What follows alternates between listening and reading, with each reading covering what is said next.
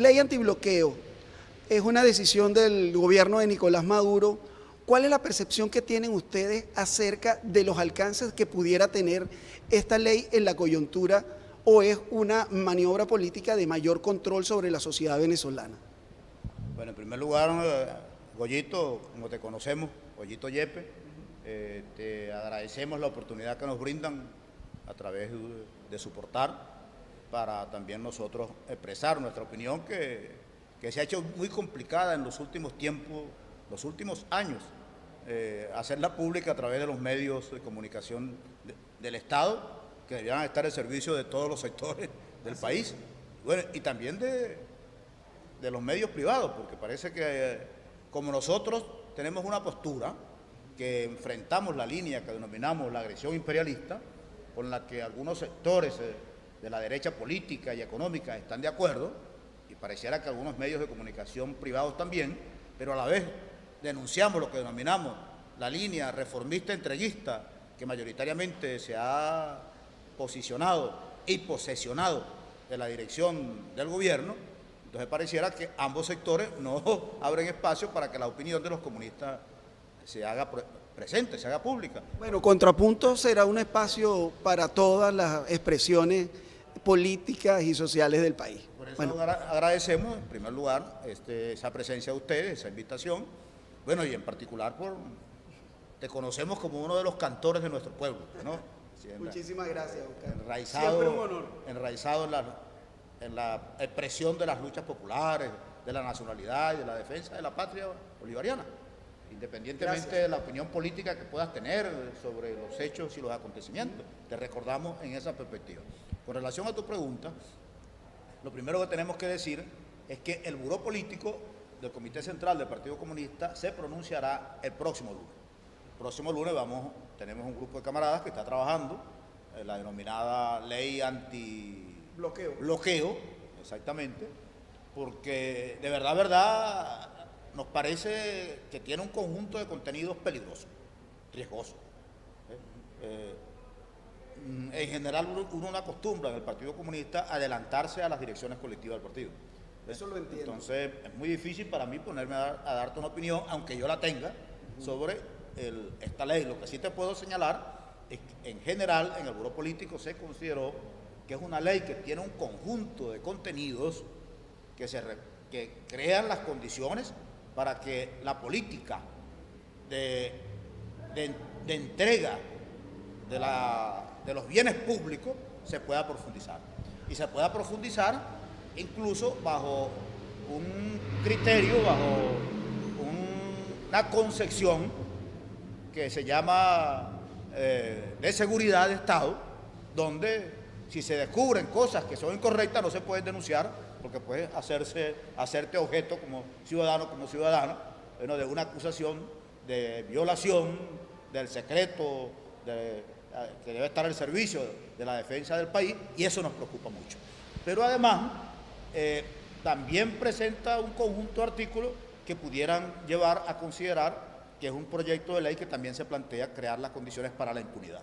Entonces, esos tres elementos los estamos analizando, te los adelanto como elementos que estamos analizando, como preocupaciones que han surgido en niveles de dirección del partido, en cuadros profesionales del partido, en el equipo que estudia la realidad nacional y que analiza los proyectos de leyes y los instrumentos jurídicos en desarrollo.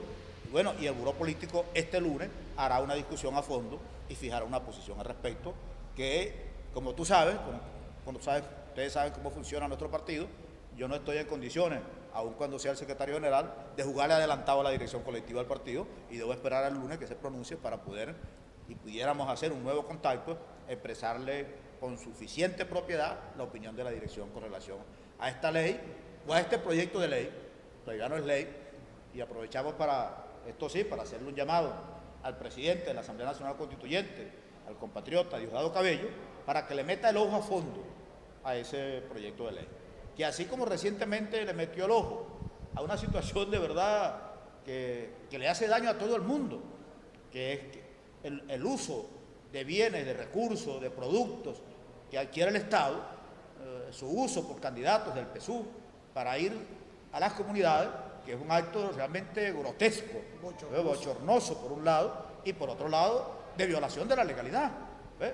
Porque eso es un delito, eso es un delito. Eso creo que se caracterizaba antes, no sé si sigue existiendo, como peculado de uso de grandes bloques, de verdad, desde el punto de vista de clase, y hay uno de ellos que está fracturado en distintas partes. Hay un bloque que expresa los intereses del capital. Ese bloque está conformado por unos 3 sectores. Un sector que se identifica con las posturas fascistas, de presencia y agresión internacional, que apela a la acción del imperialismo norteamericano, de los gobiernos de los Estados Unidos y de Europa para intentar resolver la controversia y la lucha por el poder en Venezuela. Ese sector lo encabeza este señor que se ha autonombrado presidente de Venezuela y que anda por el mundo reclamando intervención, reclamando que se roben las riquezas del país que está en el exterior, que se las cojan los bancos norteamericanos, ingleses, alemanes, portugueses, etcétera. Oscar, pero ese es un sector. Déjame terminarte la idea, un momentico, discúlpame, tú tienes razón, debo ser mucho más rápido en la respuesta. Ese es un sector de la intervención y la agresión externa. Nosotros enfrentamos y estamos en contra de ese sector. Hay otros 2 sectores que nosotros llamamos los dialogantes, pero que también se inscriben en intereses del capital. ¿La mesa de diálogo está allí? Que es la mesa de diálogo. Ajá. Y allí se encuentran 2 sectores, el sector de la oposición dialogante y el sector del gobierno dialogante y concertador. Ambos expresan intereses del capital, porque la política que reivindican los señores de la oposición que están en la mesa llamada de diálogo es una política de apertura liberal burguesa, de privatización, de entrega de las empresas directas, etcétera, etcétera, de devolución de las empresas y de los bienes que legítimamente fueron recuperados porque los patronos los abandonaron con los trabajadores, dejándolos violándoles sus derechos, o porque se recuperaron fondos que estaban abandonados, etcétera. Entonces, la política de ellos es que eso se les regrese a quienes en su momento sabotearon el proceso político y social venezolano, como que no pasó nada. Pero también desde el gobierno se ha instalado un sector que piensa igual que ellos. Entonces, por eso nosotros decimos, al final de cuentas, ese es un solo grupo que defiende los intereses del capital en Venezuela. Entonces no tenemos un gobierno de izquierda en este país. Y queda un grupo que es el que se está integrando en la Alternativa Popular Revolucionaria, que es el grupo que expresa los intereses de las corrientes obreras, campesinas, comuneras, populares, de la intelectualidad revolucionaria, de los militares patriotas y honestos que están de verdad porque existen, pero para nosotros son la gran mayoría de los sectores militares de este país. Hay sectores cuestionados que deben verse a nivel militar, pero la gran mayoría del pueblo de uniforme es gente honesta. Y también están sectores creyentes y no creyentes. Entonces, para nosotros, la verdadera confrontación en la sociedad es entre quienes defienden los intereses del capital, ya invocando las intervenciones extranjeras, ya invocando el diálogo, la negociación, la conciliación y la entrega, y quienes defendemos la verdadera liberación nacional, la liberación y la soberanía de nuestro país, y junto con ello los intereses del pueblo trabajador de la ciudad y el campo. Entonces, está bien. Eso es lo que expresa la Alternativa Popular Revolucionaria. Perfecto, eso es lo que expresa, pero Y efectivamente el Partido Comunista de Venezuela está por participar en las elecciones del 6 de diciembre. Nosotros consideramos que en las condiciones actuales la forma de lucha predominante es la que se expresa en la lucha de masa, la organización popular, obrera, campesina, comunera, en defensa de sus derechos y en la expresión electoral como una forma de dirimir el acceso a las posiciones de gobierno, porque no de poder. El poder hay que disputarlo en una dimensión mayor, pero por lo menos la presencia en los espacios de gobierno se está dirimiendo y se debe dirimir por la vía de la fuerza organizada del poder obrero, campesino, comunero y popular, que debe luchar en la calle por sus derechos, sin caer en las provocaciones de la ultraderecha, sin caer en la violencia de la ultraderecha, pero con el pueblo organizado reclamar sus derechos, defender la paz. Acabas de caracterizar en la introducción, antes de la ratificación tú dijiste algo que está allí, y es cierto, hay unas negociaciones que se están dando. Claro, está la Unión Nosotros Europea, sabemos, a eso es lo que quiero eso se ha hecho referirme. público y notorio, que pudieran llevar incluso, en un momento determinado, a posponer las elecciones. Nosotros sabemos que eso está... El gobierno sostiene que va a ir a las elecciones el 6 de diciembre, sí o sí. Nosotros sabemos que eso está ese es uno de los escenarios que está allí. También sabemos que el gobierno y la oposición afirman muchas cosas que después no cumplen. ¿Ves? Entonces, no, porque se diga hoy sí o no o no. Bueno, nosotros lo que estamos es evaluando cómo se están dando los procesos, cómo los vamos caracterizando, ¿ves?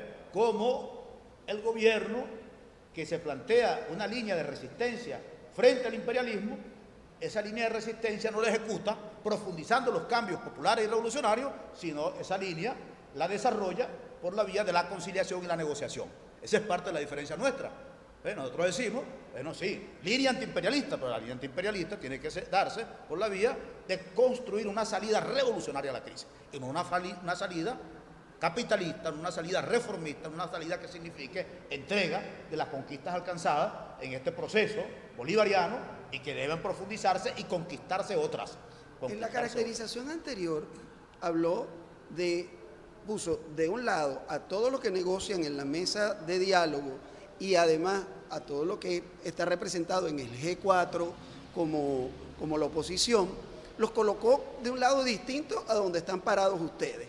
Es decir, que si partiendo de la premisa de que el PCB y la Alternativa Popular Revolucionaria son la gente de izquierda, usted está colocando al gobierno y a la dirección del gobierno de Maduro dentro de la derecha.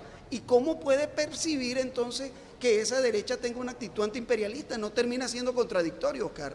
Bueno, nosotros colocamos al gobierno del presidente Nicolás Maduro como una fuerza socialdemócrata, fundamentalmente. Y hay sectores socialdemócratas antiimperialistas, aunque defiendan la existencia del capitalismo. Esa es parte de lo que debemos tener claro. O sea, todo aquel que es antiimperialista no necesariamente es socialista, eso no es verdad. Eso no es verdad, porque el antiimperialismo expresa una postura nacional patriótica frente a la dominación de un poder mayor, de un Estado imperialista, de una alianza de las grandes corporaciones transnacionales que utilizan poderosos estados para defender sus intereses. Es decir, que el gobierno de Maduro está al servicio de esas corporaciones. No he dicho eso. Estoy diciendo que no todo antiimperialista es socialista. Estoy diciendo. Y un antiimperialista puede ser, y muchos lo son, capitalistas. Porque sectores pequeños burgueses, capitalistas pequeños, medianos e incluso grandes, en un momento determinado están siendo arropados y liquidados por el gran capital transnacional. Entonces, esos sectores económicos también se instalan, se atrincheran en países para defender sus intereses del capital, respaldándose en la defensa de la soberanía. Entonces, eso forma parte de lo que nosotros... Esa es la burguesía nacionalista. Eso es lo que nosotros ya denominamos la contradicción intercapitalista, la contradicción interimperialista. Entre los grupos capitalistas, entre los grupos imperialistas, entre las grandes corporaciones transnacionales hay contradicciones. Y muchas de ellas están utilizando los poderes fácticos de las grandes potencias, y otras se atrincheran también en espacios de poder de países medianos, y con un discurso antiimperialista, defienden los intereses del capital. Entonces, nosotros consideramos que en la dirección del proceso político y social venezolano se ha instalado una representación que cuando llegó con Chávez era de capas medias y pequeña burguesía e intelectualidad revolucionaria, pero que en estos 20 años una parte importante de ella se ha venido enriqueciendo, y hoy, aunque hable de socialismo, lo que realmente quiere es instaurar una sociedad capitalista. Porque si se han enriquecido, quien se enriquece no se enriquece para ser socialismo. Quien se enriquece por la vía que sea, por la vía de la corrupción, por la vía de las mafias, por la vía incluso de los proyectos, de las iniciativas empresariales legítimas, etc. Quien se enriquece no lo hace para construir socialismo, lo hace para que exista una sociedad capitalista. Entonces, muchos de esos señores, como ya lo dijo Marx y Federico Engels en el 1848, dentro dentro de 28 años van a ser 200 años. Hay diversas formas de socialismo. Hay el socialismo proletario, que nosotros defendemos, los trabajadores y la clase obrera y el pueblo, como la fuerza capaz de transformar la sociedad capitalista. Hay el socialismo pequeño burgués, hay el socialismo burgués, que son personas que tienen sensibilidad social, que les duele la miseria en que vive mucha de la gente, quieren cambiar esa miseria, pero no se dan cuenta que para cambiarla tienen que transformar las causas de la miseria. Y la causa de la miseria es la sociedad capitalista, es la sociedad dividida en clases, es la propiedad privada de los medios de producción, es la explotación de la gran mayoría por una minoría que se apropia de las plusvalías que produce la gran mayoría de la población. Entonces no se dan cuenta que esa es la base de la miseria. Entonces quieren cambiar la realidad manteniendo las causas de la miseria. El cuestionamiento que se le haría... nosotros los socialistas pequeños burgueses o socialistas burgueses. Mucho de eso hoy es lo que existe en la dirección del proceso. Y ustedes no parecen... Incluso se plantean las cosas de buena fe, incluso de buena fe. Incluso creen que eso es posible. Oscar, pero no pareciera que proletaria. Le cuestionarán siempre al Partido Comunista que se dio tarde, que se dio cuenta muy tarde de que todas esas cosas están pasando, porque siempre estuvieron al lado del presidente Chávez y al lado del presidente Maduro, hasta la ruptura más formal que hacen en este momento, aunque han sido críticos reiteradamente. Si lo que te puedo decir, y les puedo decir a ustedes y al pueblo venezolano, es que nosotros no nos hemos dado cuenta tarde de este proceso. Nosotros lo venimos evaluando. Lo venimos evaluando en un contexto muy complejo, porque efectivamente en el contexto de las contradicciones capitalistas e interimperialistas, del surgimiento de nuevos bloques económicos, políticos, sociales, internacionales, que le disputan al imperialismo norteamericano y europeo su hegemonía, en ese proceso, bueno, Venezuela y su gobierno, desde los tiempos del presidente Chávez, correctamente lo consideramos nosotros, se ubicó en el bloque de fuerza que intentan romper la hegemonía del imperialismo estadounidense y europeo, que es una hegemonía de dominación, es una hegemonía de explotación. ¿Y cuándo se parte de esa orientación? De los pueblos. Entonces, ese proceso nosotros lo consideramos correcto desde que se inicia con Chávez y lo consideramos correcto hoy. Correcto hoy. Nosotros, y por eso es que nosotros señalamos, aun cuando hacemos las observaciones que te hice hace un rato sobre el problema de la defensa del capital, nosotros consideramos que para poder avanzar hacia el socialismo hay que romper los mecanismos de la dependencia. Y los mecanismos de la dependencia, históricamente en el continente latinoamericano, han estado unidos a la relación de dependencia y de dominación con los Estados Unidos. Entonces, para nosotros la ruptura de esos ejes de la dominación son importantes. Y en ese camino coincidimos, y en ese aspecto coincidimos con estos sectores, bueno, que dirigen el proceso político y social venezolano. Nosotros diferenciamos el gobierno de Chávez del gobierno del presidente Nicolás Maduro. Nosotros también tuvimos... ¿Cuál es la diferencia fundamental? Nosotros también de esa diferencia? Tuvimos observaciones, tuvimos críticas, tuvimos diferencias con el presidente Chávez en muchas cosas. Un ejemplo, nosotros tuvimos diferencia en el llamado a Chávez de disolver los partidos. Nosotros decidimos en un congreso no disolvernos en marzo del 2007. Eso fue complejo, pero decidimos muy hacerlo. complicado. Nos trajo una discusión muy áspera. Nos trajo confrontaciones, discusiones ásperas. Pero nosotros ya en ese momento preveíamos cuál iba a ser el curso de ese partido, que es lo que está sucediendo hoy. Un partido policlasista con una base social realmente popular, pero con un conjunto de cuadros identificados con las políticas de defensa del capital, con mucho poder económico que han venido acumulando, obviamente, ese sector que no es la base y la militancia del Partido Socialista Unido de Venezuela, del PSUV, pero sí ese sector de la dirección ha adquirido tanto poder económico que es el que determina el curso de la política. Y en las bases del PSUV y de otros partidos de la alianza que se expresa en el Gran Polo Patriótico hay observaciones, pero lo que se impone